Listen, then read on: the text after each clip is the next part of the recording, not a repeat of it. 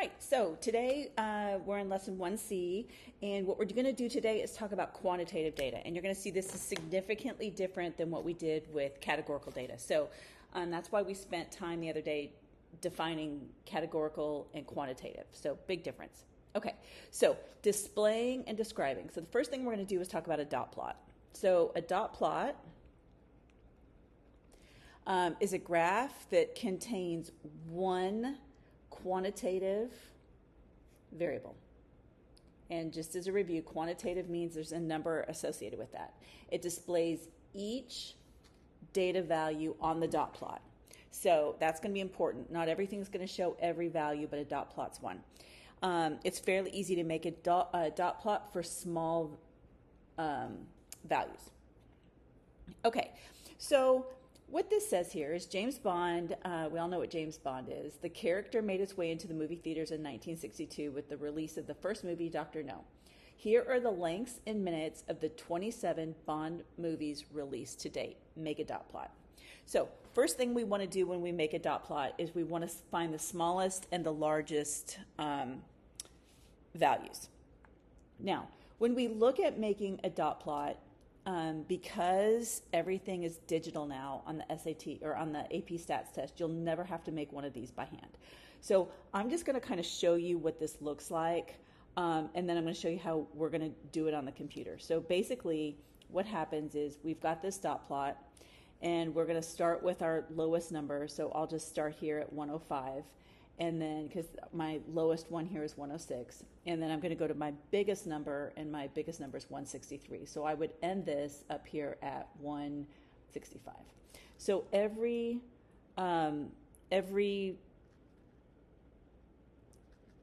value would be plotted on this dot plot. So you can do these in ones, you can do these in twos, whatever. So we're going to create this graph right here that would look like this, and then on our dot plot we would put dots. Now the dots are all we want to make them all at the same height initially. So if I have a dot at 106, I'm going to have one right here at 106, and then if I have one at 163, I would have this point here that's at 163. Okay, so because you don't have to do this by hand, it doesn't make any sense to actually practice this, so we're not going to do that. What we're going to do is you're going to go to Desmos, and you're going to create a dot plot on Desmos. And I put the directions for you right here. So in class, we did this in class. Now, once you've got this dot plot, you're going to see it's going to put this dot plot together, and you're going to have some values, like up here at 130, where I'm going to have three values. There were three movies that were 130. So I had one here, I had one here, I thought there were three. Maybe there's, oh, here's one. There's three. I had three of them at 130. So I create this dot plot. Everything is represented on this dot plot. When you put this into Desmos, you're going to see that everything is on there. So we're going to see this dot plot, and then what's more important is we're going to look at the data from this, and that's where part B comes in. Any movie that lasts more than 2 hours is considered long by many viewers. So 2 hours, this is the same as 120 minutes. Okay? Can we use the graph in part A to justify a claim that more than 75% of these James Bond movies are long by this criteria? So I don't have the dot plot on here, but let's just say I want to know what's at 120. So at 120, any movie that lasts more than 2 hours. So I want to see all of this data. So from Desmos, we want to see where we have at 120, and we want to look at all of this data. And if you count all the dots that you have that's on this side of our data up here, I'm going to have 20 movies out of the 27 Bond movies. And when we plug that in our calculator, so 20 divided by 27, I get 0.74. 0.741. And so the question says, is the claim is more than 75% of the movies are longer than 2 hours. And so our answer here is no. Only 74% are greater than 2 hours. So what's the purpose of this? So what we're doing is we're taking data, we're putting data into a dot plot. From the dot plot, we're going to analyze to be able to infer and solve and answer questions. Okay. Now, another thing that's great about using Desmos is that there's this mean and median feature. And again, we did this in class, but you want to go in and you want to make sure you can find the mean or the median there. Okay, so we can use a dot plot or other graphs of quantitative data to help justify a claim. We had a claim up above that 75% of the movies were greater than 2 hours, so we can justify that by saying yes or no based on the data. Okay, let's flip it over. All right, so the most important thing, and this is what is significantly different about quantitative data, is that we can't describe categorical variables. So we don't use this to describe categorical variables because categorical variables can be written in any order. And remember, we talked about that last class when we had that graph of the Olympic medals. We could have put Asia first and Europe second, or we could have put Europe first and Asia second. The order doesn't matter. But with quantitative data, it's very different. So we use this acronym SOX. And as we go through this acronym, I'm going to write this out here, and then we're going to practice this. So the first S stands for the shape. So when we describe, we're always going to talk about the shape. The O talks about outliers. Was there any data that was just way to the left or way to the right? And then included with outliers, we're going to talk about unusual features. And this could be anything like a gap in the data or a cluster in the data, and I'll show you what that looks like. C is going to be the center of our data, and S is going to be the spread. And another word that we use for spread is variability. So sometimes you're going to see what's the spread, sometimes you're going to see what's the variability. All right, so let's talk about these specific things. We're talking about shape first. So I'm going to draw this as a histogram right now. And a histogram are these bars. The difference is this would be a bar chart. They're not touching. If they were touching like this makes it a histogram. We use a bar chart for quantitative data. We use a bar chart for categorical data, histogram for quantitative data. All right, so if I have something that's unimodal means one, and this modal here, we're just going to say this tells us we're going to have one hump in the data, okay? So, but it is important, it doesn't have to be in the center. Now, there's a special way when it's in the center, we're going to call it a normal graph, we're going to have a whole unit on normal graphs, but it doesn't have to be in the center. So it might look something like this. I have one hump right here, one big spike, and that happens here. It could look like this. And what you notice with the histogram is that all of my bars are touching, okay? So here's my one hump, here's my one hump. So I have one spike. Okay, if it's bimodal, guess what? I'm going to have two spikes. Now, I can do that. I'm going to do this a little bit different. I can show this on a histogram, but I could also show this on a dot plot. So I might have something that looks like this.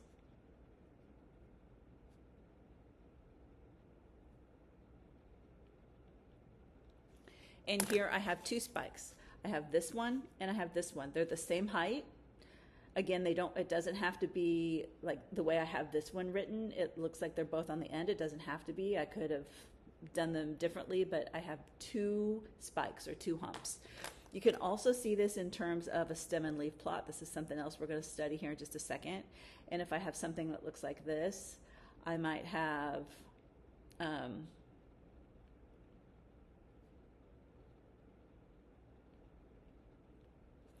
so I have two spikes right here. Okay, so that would be something that is bimodal. Uniform, it's going to be relatively the same. And when I say relatively, it does not have to be exact. So for example, this would be something that would be uniform. Are they 100% the same? No. Are they super close? Yes. Okay, so when I say the same, it's really that they're roughly the same. I can see that in a dot plot if I had something that looked like this.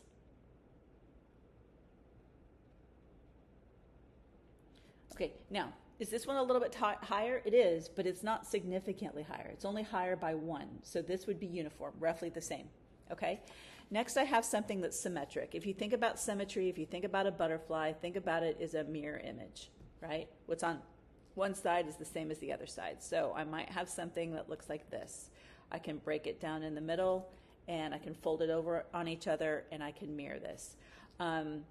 This would be an example of symmetry. So it's bimodal, but it's also symmetric. It's okay to have 2 of these. You wouldn't have unimodal, bimodal, and uniform, but you could have bimodal and symmetric. For example, let's see, another one could be like this, I guess.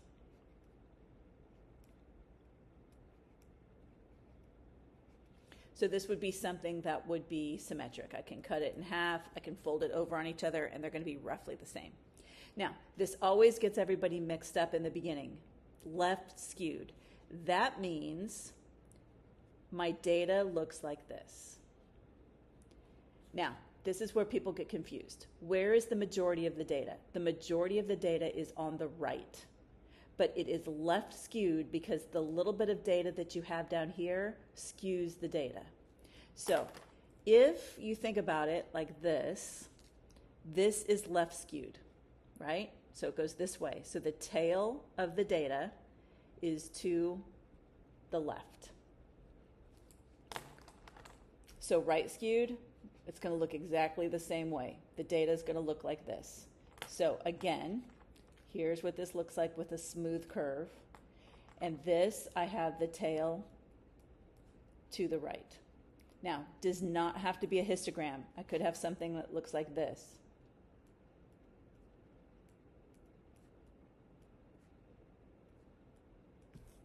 That would be another right skew. So when it asks you to describe a distribution of quantitative data, the first thing you're going to do is talk about the shape. So you're going to use these terms: unimodal, bimodal, uniform, symmetric, left skewed, or right skewed. Okay? Let's see. So describing the shape in the distribution. So when you look at the shape of a dot plot or another graph, so it could be a dot plot, it could be a histogram, it could be a stem and leaf. We're going to talk about all of these different ones. You're going to look for clear peaks. I call them humps or spikes, but you're going to look for a clear peak, not for minor ups and downs. That's why we don't call this one out. We say this is uniform because they're practically the same. So you're going to look for a clear peak. You're going to look for distinct clusters or obvious outliers. And I haven't shown you those yet, but you'll see those. Decide whether the distribution is roughly symmetric, skewed to the left, or skewed to the right. So these are all of the things that we talk about when we're just talking about shape. All right, so we have this problem. So we have this problem, and it says, typical cyclones are severe rotating storms that originate tropical oceans. One measure of the severity of a tropical cyclone is the maximum sustainable wind speed, which is used to classify storms as tropical depressions. So here is a dot plot of the maximum sustained wind speed in knots for 193 tropical cyclones. Here is our task. Describe the distribution. So when I describe the distribution, the first thing that I have to remember in here is that everything is going to be in context. I have to talk about the fact that what we're talking about here is storms. Okay, so remember, when I have described the distribution, I'm going to use SOX. So S is my first one, and it's okay when you do this, you can actually even write this out just like this. S is my first one, it is shape. So in context, I'm going to say the shape of the distribution, because that's what this is. This is a distribution.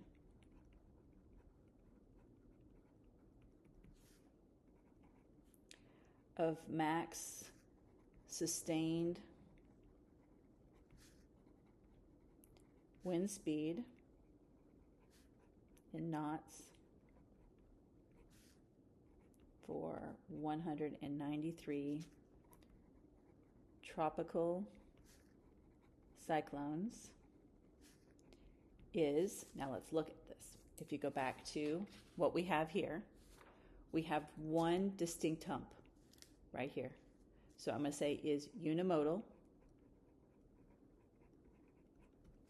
I have one spike, and if I look at my data is trending this direction. So my tail of my data goes this way. So unimodal and skewed right. All right, so I talked about my context. So that's this wind speed. I have unimodal and I have skewed right. That would be everything that you would need to get this part of the credit for that category. Okay. The next thing that I'm going to do is I'm going to go to my O in SOX. And we haven't talked about outliers yet, but we're going to just talk about this. So an outlier, if we look at this, this is skewed to the right, but doesn't necessarily mean that this is outliers. Let's just assume that if this went all the way out here, I had one that was at 200 knots. This would be an obvious outlier. I have no data. These are all fairly close together, right? I have no data, and I get out here at 200 and I have one data point. I would have a gap. This would be my gap. And I have this unusual point that's out here that would be an outlier. So what I'm going to say is, and I've already talked about the context, so I don't have to do that again. All right. There are no obvious. And this word obvious is important because we're going to actually learn how to calculate if these points out here become outliers. And the outlier just determines how far away it is from the center, or from the median or the mean of the data it is. So these might be outliers, but there are no obvious outliers. We don't see a major gap. So there are no outliers or gaps. Oh, I forgot the word. There are no obvious outliers or gaps. However, what I am going to say is that the majority of the data is clustered right here. So I'm going to say the majority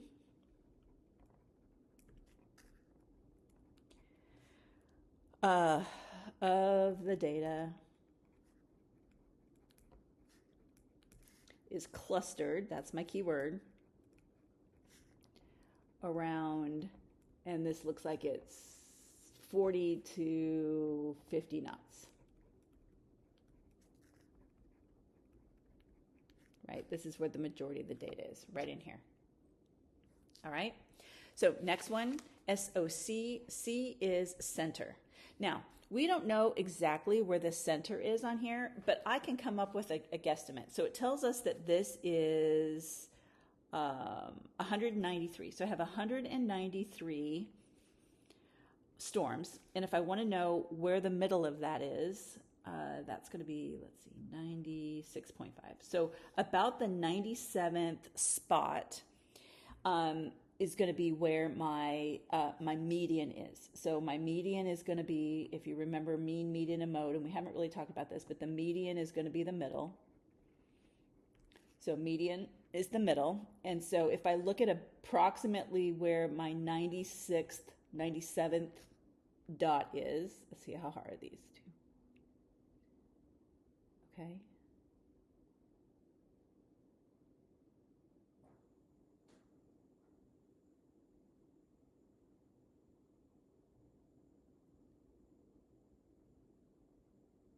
All right, it's going to be right in here. So the median, and we want to call out median because center, we're going to learn how to calculate center a lot of different ways, but median is just one. Median is just the middle. So the median of the distribution is approximately 60 knots. And the last one is my spread or my variability. So because I haven't shown you how to calculate spread yet, I'm going to use range. And if you remember what range is, and I'm going to put this down here because this isn't how you want to do this in. So range of your numbers is going to be your max minus your min. Okay, but this is really important. I'm going to write this. So range is a single number. And I know we look at this as the max minus the min, but that is the calculation for range. So it's going to be a single number.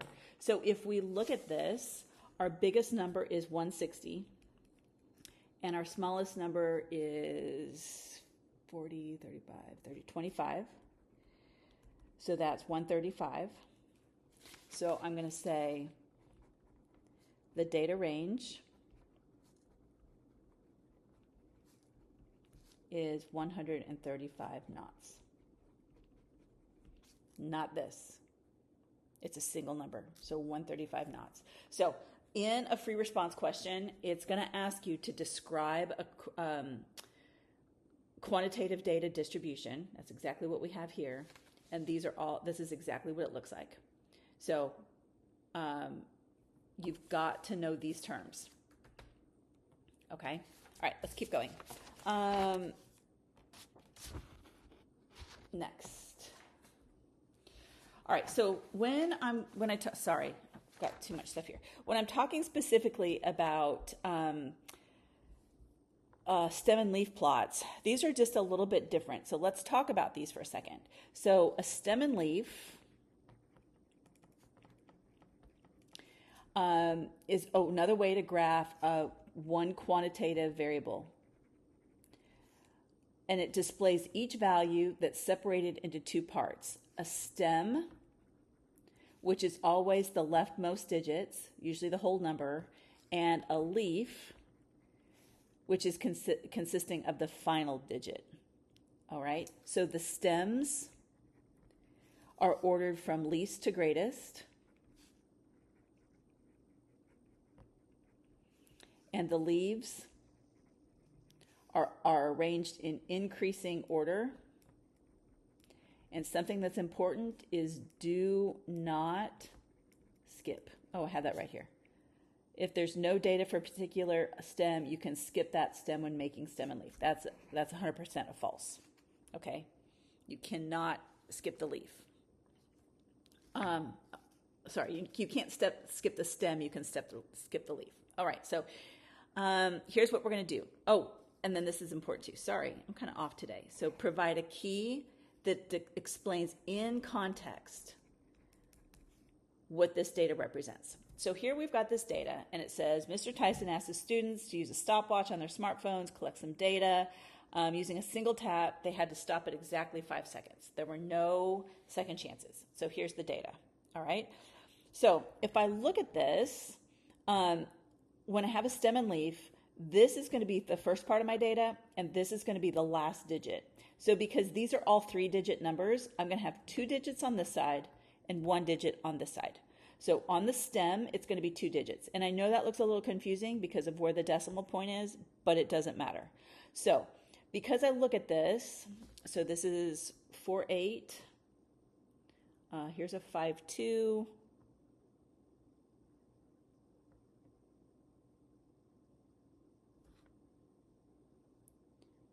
Okay, so I'm going to make my left side 48, 49, 50, 51, and 52. Okay, now I'm going to put these in order. So if I look at these and I want to add these up so that they're in increasing order. So I have 48.0, that's this one. So this would be a 0. So 4.80, but 48's on this side. So I would have a 0, and then I would have another 0 for this one. And I've done this already, so I'm just going to write these numbers down.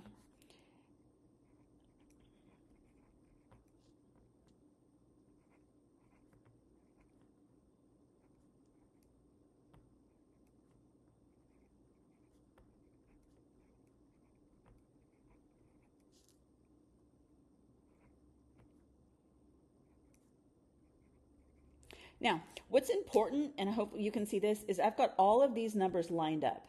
And the reason why it's important to have them line up is because when we describe the distribution, we want to see if it's unimodal or bimodal. And if my spacing's not the same, then my peaks would look differently. So this is going to be 5, 8, and this one's going to be 0, 4. Okay, now let me do my key. So what my key is going to look like is something like this, 48/0. So I have 48 on this side and a 0 on this one.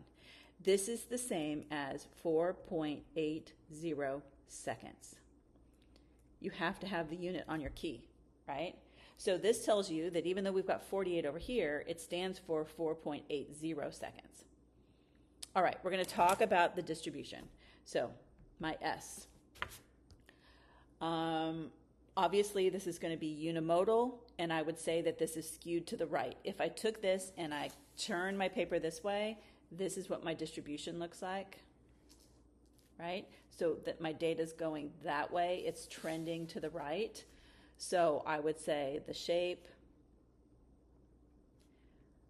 of a stopwatch time in seconds is unimodal and skewed right. Okay. O, I have no obvious outliers or gaps. Now, I'm not really going to talk about clusters because I don't have enough data. I mean, I've got most of my data right here, so I could say it's all clustered at 48 to 50, but it only goes to 52. The reason we talked about the other one with the cluster of data is because I had a lot more data points, right? C is going to be my center, so the center of this data. And you can look at this a couple of different ways. So if I look at all of the points that I have here, I can add them up, find the point that's in the middle, and when you do this, you get the center is approximately, and use this word approximately. I know in math we don't use that very often, but in stats we use it all the time. 49.3 seconds. And for variability, I'm going to say the range is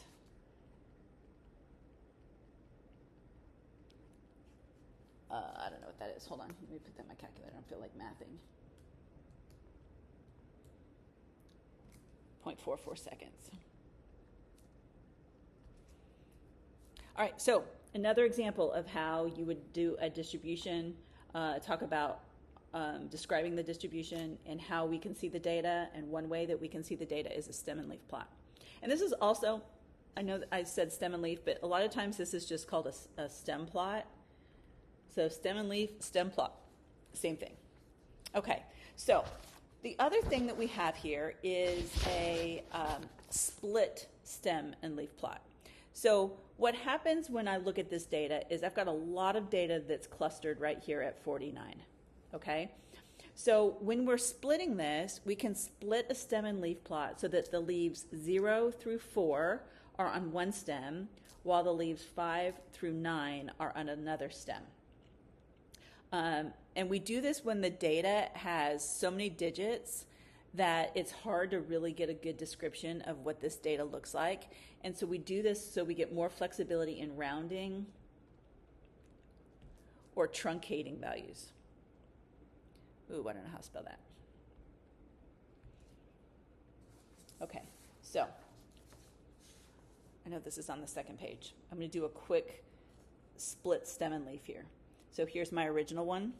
Now I'm going to split this. So I have 48, 48, 49, 49, 50, 50. Oh, I don't have enough space. Let me just show you what this looks like. So this one's going to be 0, 0, 2. And the next one's going to be 5, 7, 8, 8, 9. When I get to 49, I'm going to have 0, 0, 0, 1, 2, 2, 3, 3, 4. And this one will be 5 through 9, which is 6, 7, 7, 8, 9. the next one, 0, 1, 2, 3, 3, 4.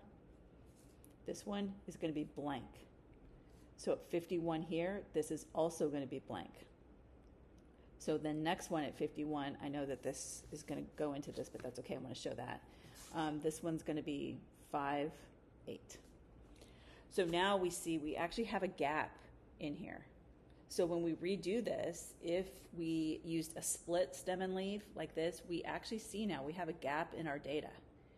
And so when you have large spikes of data and you're able to split them out like that, sometimes it's better. You're going to see that when we're graphing with histograms as well. Okay? All right. That's this next section right here, which is histograms. So histograms, one of the most common way that we do this, but there's a downside to this too. So a histogram is a graph of data for one quantitative variable that displays each interval. Now that's the difference. A dot plot, we saw every data point.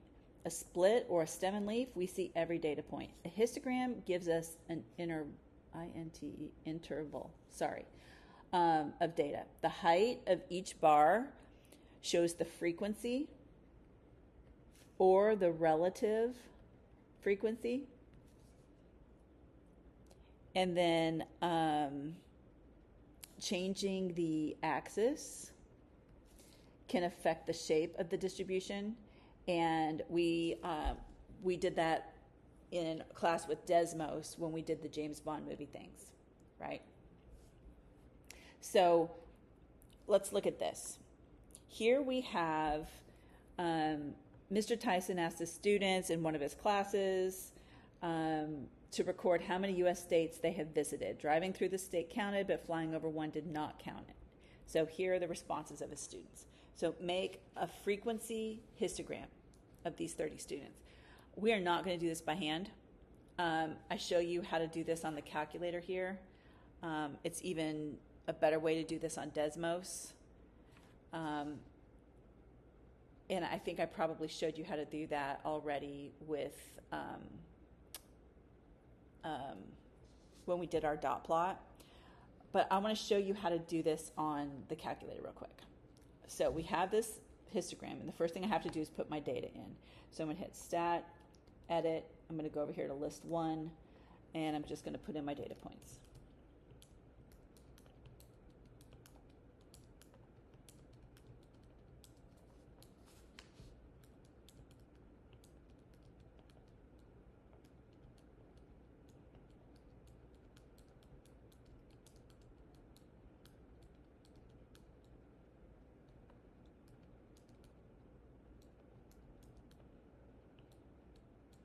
All right, so there's all my data. I have it all there. Now I have to turn on the fact that I want to graph this. So I'm going to go to this stat plot right here. So you're going to do second y equals, and I'm going to turn plot 1 on. So just hit enter, and then I'm going to turn it on, so hit enter again. And then this is the different types of graphs I'm going to do. I'm going to go down here, and I'm going to go over to histogram, which is this third one. And it tells you where am I pulling my data? I'm pulling my data from L1, okay? So I have this here. I'm going to then hit zoom, and then I'm going to hit 9, and oh, sorry. Somebody was playing in this calculator.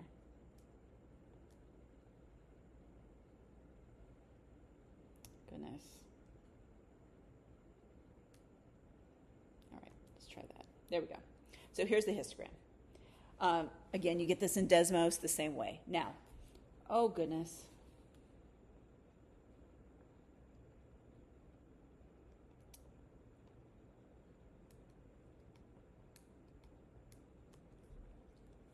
Okay, now, if you were to graph this out, you won't have to graph this out. So we're not even going to do this because you don't have to create a graph. But if I talk about this, I would say that this is unimodal, skewed to the right. I have a potential outlier that's out here. But when I talk about my distribution now what happens is I'm going to give a bin range. And if you want to know what you have, you would just hit trace, And when you hit trace, it gives you the values of each of these bins down here below. So you know what that value is. That value is 9.33. That value is 13.66. That value is 18. So it gives you the value of this bin size. So what we can do is we can look at this and we can say, okay, approximately, and it gives you the count too. This n is 4. If you remember, lowercase is our sample. So this has 4 in it. This has 5. This has 11. And so we can get the data that we need right here from the calculator. If I go back here into StatPlot and I go and I want to change it to, that's a scatter plot. That doesn't work.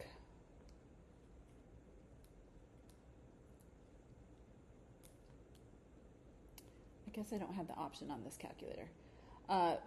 You can do everything that you need to do from your calculator or from Desmos, and that's what I would tell you to do. All right, so can you justify the claim that the majority of these students have visited fewer than a dozen states? So let's go back. If I go back to my graph, let me put it back in my histogram here. I know that the majority of my students are going to be over in this range, right? And so if I want to look at that value, that's 8 students there, and that's going to be 14 students. Well, the question specifically says, have they visited fewer than a dozen states? Well, this 13.66, that includes that in here. So I can go in and I can change my window. So if I go to my window right here, and I make my min, I don't know, I'm going to make it 535, and I'm going to change this up a little bit because I want it to be at 12. So I'm going to do 0, 36, and 12.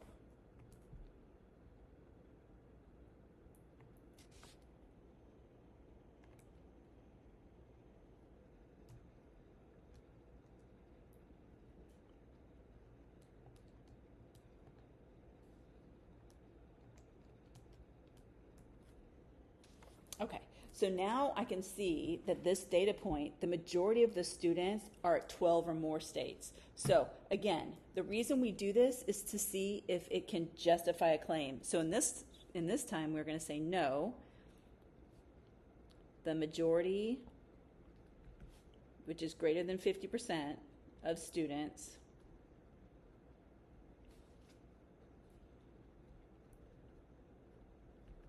visited more than 12 states. All right, almost done. So here's where we're at right now. So if we have this, because a histogram does not show individual data, we can only give intervals when we describe about our distribution, okay? So the histogram can estimate the median and the range. Let me show you how to do that. We know how we do that on Desmos, but from here, I've got all of my data still listed here in L1. So I'm going to go to VARs, and then, I'm going to go to Stats, and then I'm going to go to Calculate, and then do 1 VAR Stats. So Stat, Calc, 1 VAR Stats. My list is going to be my L1.